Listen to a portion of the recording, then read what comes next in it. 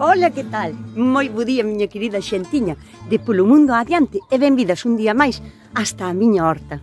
Estando a puntiño de acabar o verán, vamos a empezar a cambiar a produción da nosa horta. Temos que empezar a arrancar as cousas que xa non son tan productivas porque lle faltan horas de sol, porque empeza a haber moita humedad e cambia a temperatura, como son pois os tomates e os pimentos, por exemplo, e vamos a empezar a facer o plantío para o otoño e máis para o inverno.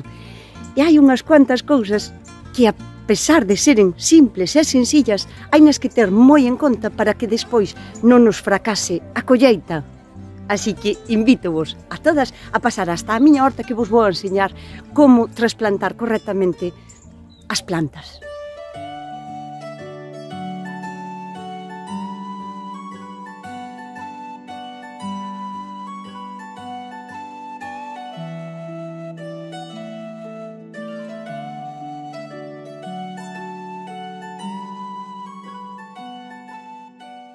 Aínda a pesar de que facer un trasplante dunha planta non é unha cousa que requira ter unha carreira, hai que ter en conta unhas cuantas cousas á hora de trasplantala, porque despois non ten remedio. Despois, se a planta está prisionera das súas propias raíces, cando nos queiramos dar conta, ao mellor xa é tarde.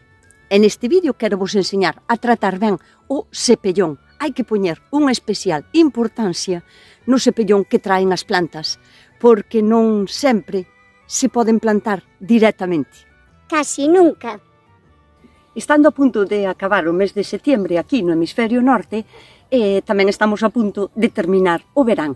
E podemos empezar a plantar moitísimas cousas na nosa horta, sempre cando non vai a haber heladas na zona onde vivides, podemos seguir tendo unha horta productiva durante todo o otoño e a maioría do inverno. Como eu vivo na beira do mar, aquí non teño problemas de xeadas e as temperaturas non fluctúan moito da noite ao día e non vou a ter tampouco heladas, entonces non teño problema en poder plantar casi de todo. Temos moitísimas opcións de plantío, pero son cousas de inverno. Evidentemente, tomates non vamos a ter en pleno inverno, pero sí que podemos plantar pois todo tipo de coles, de coleiros e de repolos, e brécol, e coliflor, e zanorias, e lechugas, espinacas, acelgas, apio, puerros, e por suposto tamén hai un tipo de cebolo que se pode plantar tamén no inverno. As opcións son moitas para poder seguir tendo a nosa horta productiva durante todo o inverno. Plantes en terra ou plantes en maceta, hai uns pasos que hai que seguir antes de empezar ca plantación de inverno. O primeiro sería arrancar todas as plantas que son vellas, que xa non están productivas, ou as ervas, arrancalo todo e deixalo limpo. Despois é conveniente airear un pouco a terra. Non digo darlle a volta de todo, pero si aireala para descompactala. O seguinte paso sería volver a fertilizar, aportarlle ou un pouco de humus ou composites, e se non, pois, mezclarlle, añadirlle un pouquiño máis de terra da comprada, digamos, un pouquiño de sustrato que sea novo e que teña un pouco máis de nutrientes que a terra que posiblemente teñamos xa desgastada de haber tido o plantío de todo o verán. O seguinte sería regar ben a terra para sentala un pouquiño. E por último xa, bueno, pois, poñer o plantón. Algo moi importante, que a min me parece moi importante, é que planifiques o sitio que tes para plantar, o que queiras plantar, é que planifiques que é o que vas a comer, que é o que vas a necesitar para organizarte e non comprar máis do que necesitas, e que despois te vexas con máis plantas que espacio do que necesitan, porque despois vamos a tender a plantalas moi xuntas porque compramos demasiado. Eu xa sei que é moi goloso chegar ao sitio onde venden o plantón e ver toda esa maravilla tan bonita, con tanta variedade, e dicir, é que non nos podemos resistir, dame unha duxia de cada.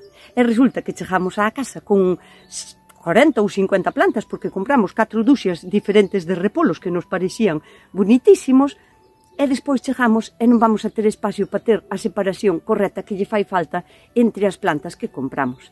Entón, é moi importante que planifiques o que vas a necesitar para despois non saturar nin a terra de plantas moi xuntas nin a túa despensa, porque é un desgaste innecesario tanto da túa terra como do teu traballo e do teu esforzo, porque non é o mismo coidar de 2 dúxias de plantas, que nunca temos tanto tempo ao mellor para coidalas, que ter que coidar 4 ou 5 dúxias de plantas, que ao final non van a ser para ti, que vas a ter que andar arrojada ainda encima para regalalas. Así que a planificación é un paso tan importante como o de preparar a terra. Pensa en cantos repolos che fan falta á semana. Cantos repolos comes á semana?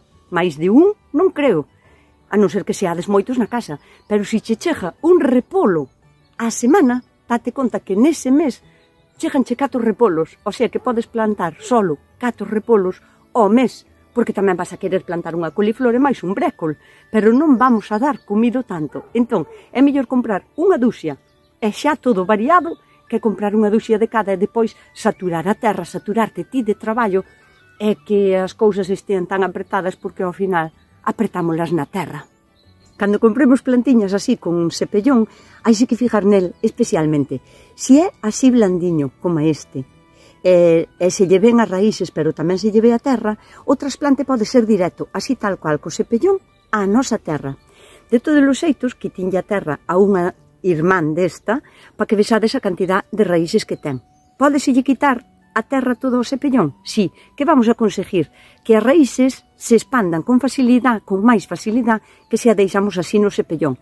Pero, ollo, tamén a podemos volver máis delicada, porque, por exemplo, unha lechuga ou unha aselga, se lle quitamos o cepellón, corremos o riesgo de que, dadevos conta, de que esta lechuga ven de estar nunhas características especiales desde que era semente, o sea, naquel tipo de climatología, cunha temperatura axeitada para crecer, e se lle expoñemos demasiado así as raíces, podemos correr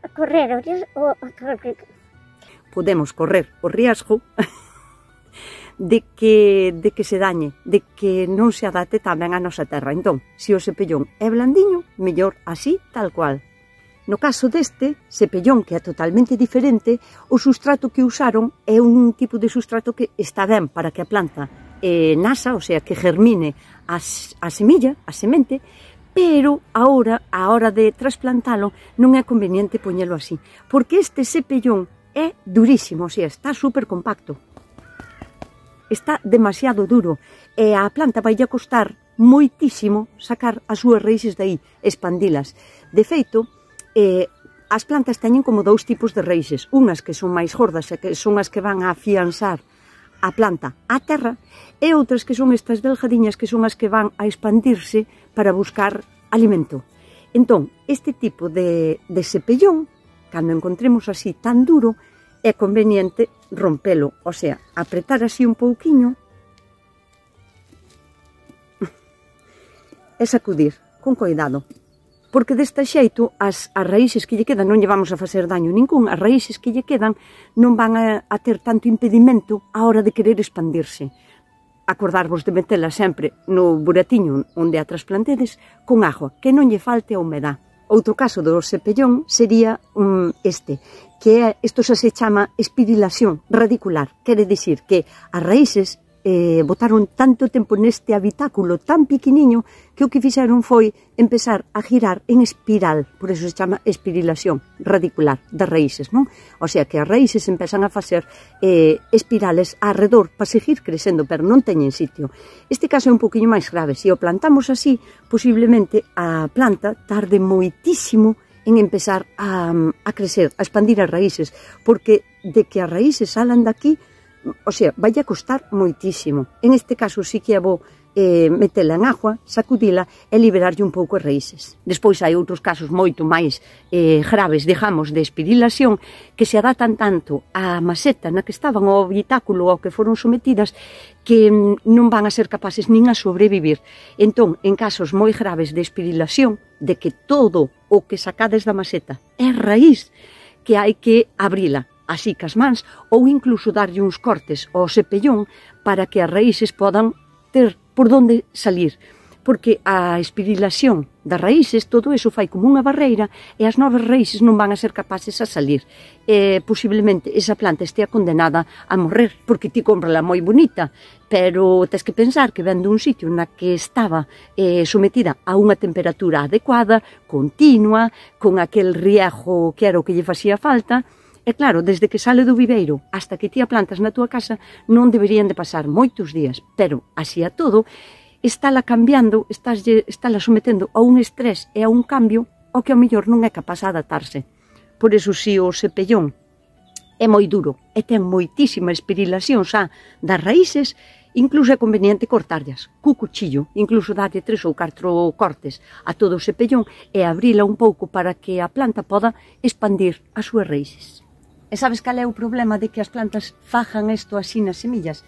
Que posiblemente xa teñan demasiado tempo nese habitáculo e que sean plantas vellas, colla posibilidad, porque unha plantiña destas, un repolo ou unha lechuga, non debería de ter isto, porque ao millor en un mes e medio ou así, dependendo do que sexa da especie que sea, pode ter demasiado tempo en ese sitio, e que sea unha planta bella. Entón, que cómprala e ao millor colla a posibilidade de que se grele de contado, e que grelen as lechugas, despois son problemas e xa non teñen solución. Esta sería a maneira de liberar as raíces. E deste xeito, este repolo sería capaz de expandir as súas raíces con moita máis facilidade que se plantamos isto que está a prove enclaustrada aquí. Outra cousa que hai que ter en conta é a largueza que teña o plantón que vas a comprar. Por exemplo, en tipo de puerros, os puerros está ben que sean largos, porque os puerros medran desta maneira. Pero si o que vai desde o cepellón hasta a primeira folla, onde empezan a salir os cruces, ten máis de 3, 4 ou 5 centímetros, posiblemente sea unha planta ou moi bella ou que botou demasiado tempo no seu habitáculo, o sea que non sea xa unha planta nova. E o que hai que ter en conta tamén é que isto que teña por aquí estea blanquiño, que non estea seco nin amarillo nin con follas secas, porque posiblemente sea unha planta bella e posiblemente grele. Entonces, que este largo nos puerros non exceda moito os 10 centímetros, porque esta, por exemplo, xa ten casi 15, e esta sería unha planta, ao mellor, un pouco bella. E o mesmo pasa con todas os repolos, brécol, coliflor, este tipo de plantas que compredes para plantar. Escapade das que son así tan largas, porque isto habería yo que quitar, que é a primeira folla, que é o cotiledón, que é o germen, o sea, a protección do germen da semente, e habería que plantalo hasta as primeiras follas. E isto sería desde aquí hasta aquí. Habería que enterralo todo isto. Isto é moitísimo. Esta planta é demasiado larga, demasiado grande. Posiblemente fose porque donde estuvo non lle daba ben o sol e as plantas que tiña de arredor no viveiro estaban xuntas e tuveron que loitar por crecer, por chegar á luz. Entón, isto é demasiado largo, hai que enterrar demasiado e colle a posibilidade de que en algunha parte desto todo pudra, porque se o plantamos solo hasta aquí e deixamos todo este tallo así de alto de fora, pois haberíalle que poñer un tutor e desde logo toda esta parte da planta non vai a poder co que vai a nacer aquí arriba, o sea, porque esta é unha coliflor morada, pero cando sale a coliflor todo isto é demasiado tallo, escapade del. Este tipo de plantiñas, tanto sean repolos, brécoles ou coliflores, é mellor que sexan así pequeniñas, que a distancia entre o cepellón e as primeiras follas non sexa máis de 3 ou 4 centímetros. Chégalle de sobra. É que esta debe de ter polo menos 15. Espera.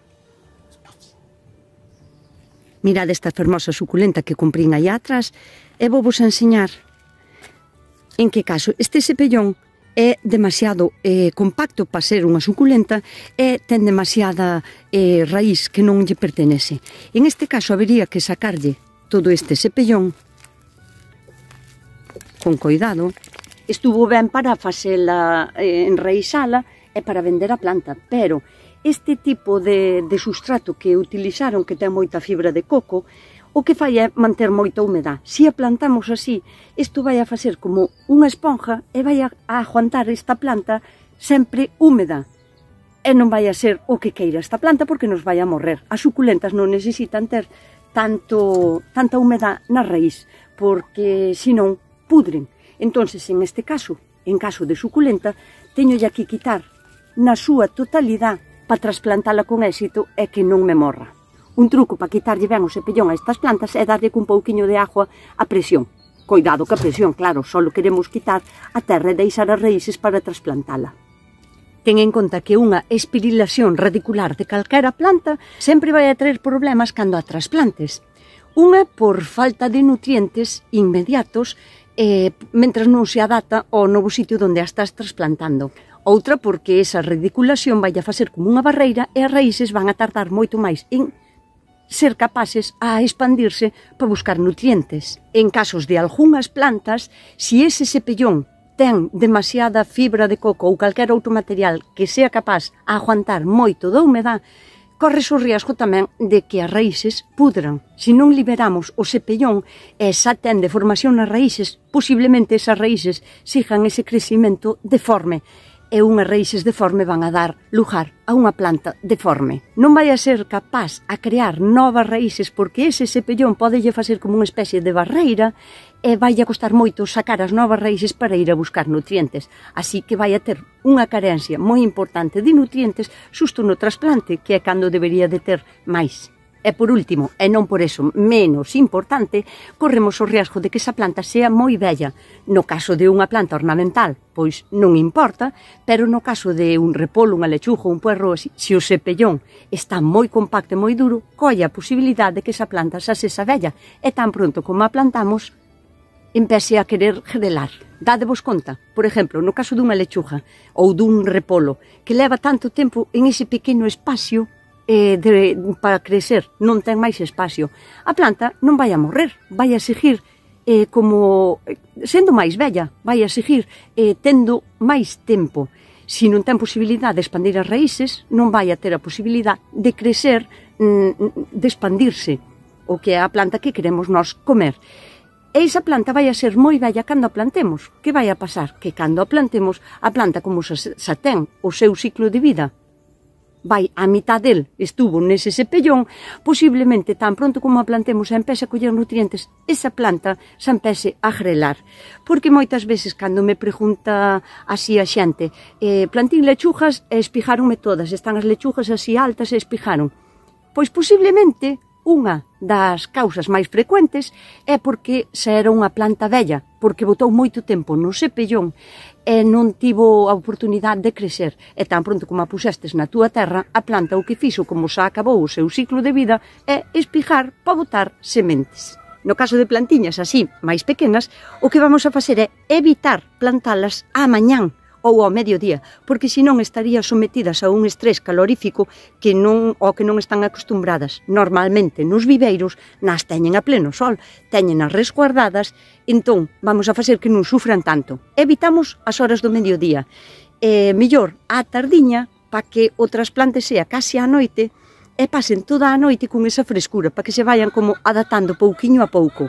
E mentras estás preparando a terra para plantalas, non as teñas ao sol, pona sempre á sombra e se o cepellón está moi seco, pódelas incluso meter en un caldeiro con agua para que se vaya humedecendo e así non sufran ese estrés hídrico á hora de metelas na túa terra. Antes de metelas no burato é moi interesante, moi importante quitarlle estas primeiriñas follas que se chaman cotilodóns. O cotilodón realmente non é unha folla da planta, é, digamos, como unha matriz que envolve a semente e que lle axuda a salir e que son as primeiras follas que van a aportarlle alimento á semilla mentras non empeza a crecer e a botar as súas follas, que esas son as definitivas. Entón, é importante quitarlle primeiro os cotilodóns, esas follas que xa non fan nada porque xa a planta ten vida, porque ten as follas definitivas. Tamén lle vamos a retirar, por exemplo,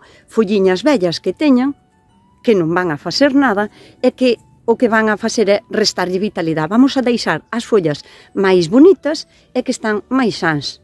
O sea, está así e está así.